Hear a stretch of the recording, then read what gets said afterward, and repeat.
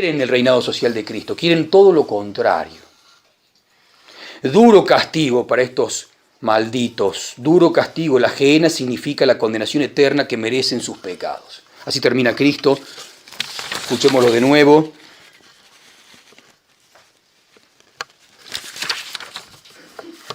Jerusalén, Jerusalén, que matas a los profetas y apedreas a los que te son enviados. Vuestra casa quedará desierta. Raza de víboras, ¿cómo escaparéis del juicio de la gehenna? Bien, hasta ahí entonces el no decir como dicen las autoridades. Nosotros estamos con la Iglesia Católica, somos la Iglesia Católica de siempre, y son como chanchos, re amigos de los enemigos de Cristo.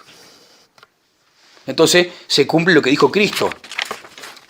Adornan los sepulcros de los profetas y de los justos, y decís, nosotros no hubiéramos hecho lo que hicieron nuestros padres, cómplices de vuestros padres. Les tendría que dar vergüenza. Y tendría que decir, nosotros no tenemos nada que ver con los que mataron a los profetas. Y por eso mismo hubieran reconocido al Hijo de Dios. Segunda exégesis. Esta ya es más, no para las autoridades, sino para los fieles. Esta es mucho más productiva. Para los fieles, para los que no son autoridad. Aunque uno tiene cura de alma, pero no digo de ustedes, los fieles. Bien. Vamos adelante rápidamente.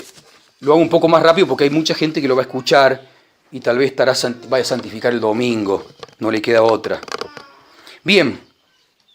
Segunda exégesis. San Mateo 17, 19 o 14, 27.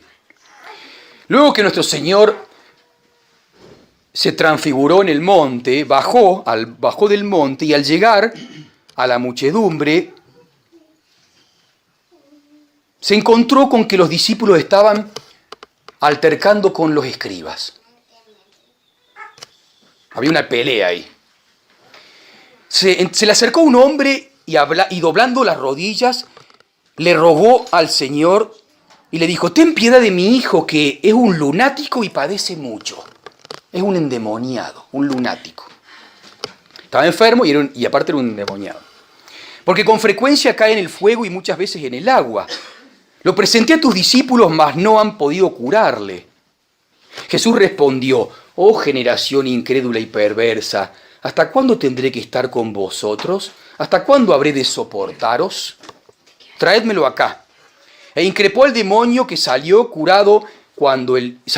y quedando curado el niño, en aquella hora se lo devolvió a su padre. Entonces se le acercaron los discípulos en privado a Jesús y le preguntaron, ¿cómo es que nosotros no hemos podido echar al demonio? Díjole Jesús, por vuestra poca fe. Porque en verdad os digo que si tuvieras fe como un grano de mostaza, dirías a este monte, vete de aquí allá y se iría, y nada sería imposible. Esta especie de demonio no puede ser lanzada sino por la oración y el ayuno. A simple vista parecería que no dice nada, pero dice muchísimas cosas. Uno se podría quedar una semana completa meditando este evangelio, por todo lo que dice. Vamos a hacer algo, vamos a desmenuzar un poco el texto, siendo literal nada más. Bien, segunda exégesis, a ver si la encuentro aquí. La generación de nuestro Señor Jesucristo, según palabras de Él, porque estaban los escribas y la muchedumbre, dice el texto. Esa generación, según Él, dice que es incrédula y perversa. Muy parecida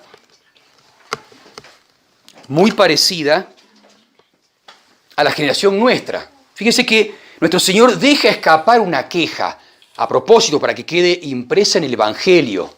Está en los 3 evangelios sinópticos. Dice, generación incrédula y perversa. La generación entonces esa es perversa porque es incrédula. Como pasa hoy en día, la sociedad, otrora cristiana, es perversa porque es incrédula. Nosotros, si no somos perversos, es porque somos crédulos. Porque hemos creído a Dios, por eso no somos perversos. Porque la fe corrige a uno. en causa. En cambio la gente, como no recibió la fe, porque no tuvo la fe católica, pues se la quitaron, por ser incrédula es perversa, necesariamente. La gente se hace perversa, porque no tiene nadie, nada que lo controle o que lo guíe o que lo eleve. Entonces la generación de nuestro Señor, porque era muchedumbre y escribas, era generación incrédula y perversa, igual que la generación nuestra. Hay un paralelismo. Los hijos de esta generación incrédula y perversa son lunáticos y endemoniados, porque el hijo, el hombre que va a pedirle a Cristo y se tira a sus pies, le va a rogar que salve a su hijo, que es un lunático y un endemoniado. Y dice en los otros textos que no era un endemoniado continuo, sino que el demonio lo poseía de tiempo en tiempo y lo volvía lunático. Lo dejaba sordo, le hacía chillar los dientes, le molestaba las cosas de Dios, como está hoy en día. Hace poco llevé tres personas en el auto, desde La Quintana hasta Altagracia, y me encuentro con una persona, una señorita joven, y la miro y le pregunto a la madre, ¿por qué se viste así? No, ella no quiere ser mujer. Eso había aprendido en el colegio. Son lunáticos, son endemoniados, le meten esas cosas. No, sí, ella no quiere ser mujer. Entonces yo agarré y le traté de vacunarla contra todo eso que le enseñan en los colegios de acá. No quiero seguir porque los grandes entienden. Entonces, los hijos de los incrédulos y perversos son lunáticos y endemoniados. Y no se van a librar de estas cosas. El diablo no los va a alargar, porque como dice el texto, esos demonios son muy tercos. Son como los hombres tercos, dicen los exégetas. Hay hombres que son tercos, que no los puedes sacar de su voluntad. Imagínense los demonios. No voy a salir, dice. ¿Cómo voy a salir? Que venga Dios a sacarme. Por eso los apóstoles no pudieron sacarlos. Solo con mucha oración y mucho ayuno. Son tercos. No van a abandonar la sociedad. No la van a abandonar.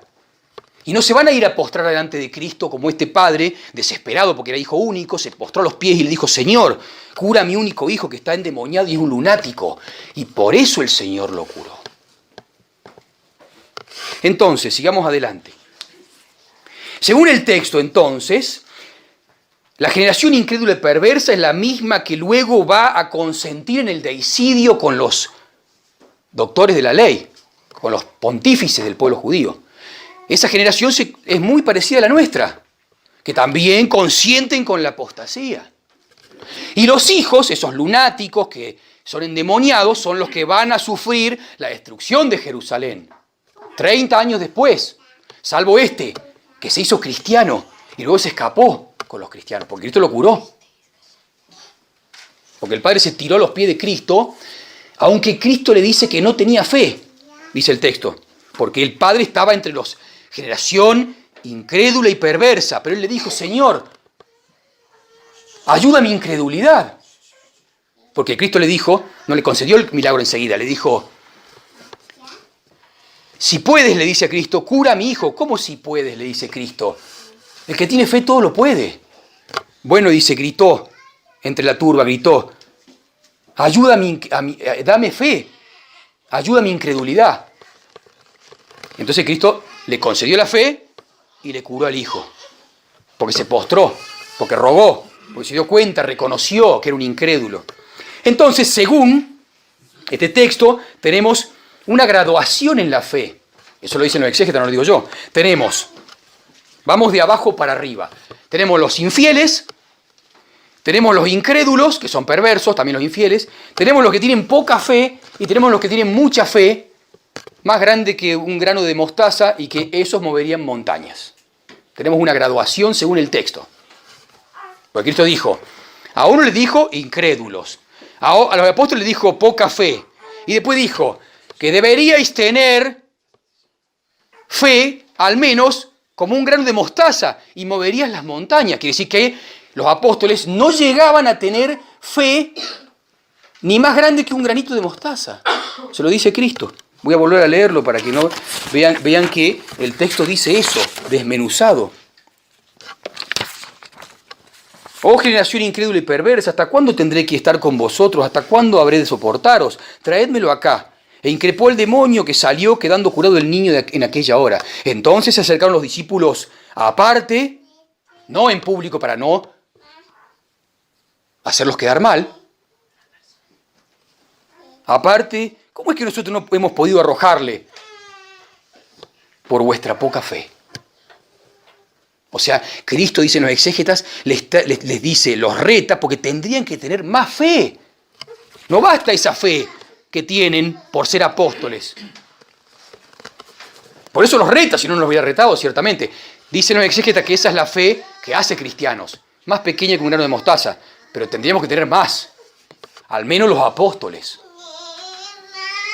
Por eso dice, si tuvierais fe como un grano de mostaza, que no la tenían, diríais a este monte, vete de aquí allá, y se iría. Y nada sería imposible para los que tienen fe más grande que un granito de mostaza. Pequeña, ¿no? Eso se concluye del texto y muchas cosas más que ya vamos a preparar un trabajo, porque es muy profundo todo esto. Los apóstoles tienen poca fe. No olvidemos que ahí estaban los 9 apóstoles, porque los otros 3 apóstoles vinieron con él, bajaron del monte, Pedro, Santiago y Juan. Los que estaban discutiendo con los escribas eran los 9 apóstoles que habían quedado. Sin embargo, nuestro Señor está diciendo que la muchedumbre y los escribas eran incrédulos y perversos. Sus hijos eran lunáticos y endemoniados. Por castigo, por ser incrédulos y perversos, Dios permite que el demonio haga lo que ha hecho en la sociedad, ciertamente. Y no se van a curar, salvo uno, como en este caso, que se irá a postrar por desesperación a los pies de Cristo, y Cristo entonces le cure el hijo, se lo haga cristiano, y ese hijo que se hizo cristiano en el año 70, antes se fue con San Simeón, obispo de Jerusalén, porque los cristianos se fueron de Jerusalén antes de ser destruidos. Los demás se quedaron ahí y fueron todos destruidos, todos matados, la gran mayoría.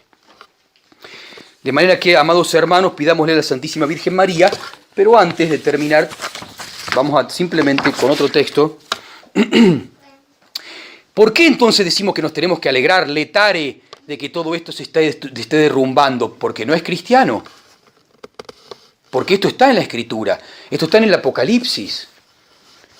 En el Apocalipsis, cuando cae el sistema religioso, político, económico, cultural, llamado Confusión o Babilonia, cuando cae, hay muchos que se entristecen y dicen, dice el texto 18, capítulo 18 del Apocalipsis, y arrojaron ceniza sobre sus cabezas y gritaron y lloraron, y lamentándose diciendo, ay, ay, de la ciudad grande, de la cual se enriquecieron todos cuantos tenían navíos en el mar, a causa de su suntuosidad, porque en una hora quedó devastada.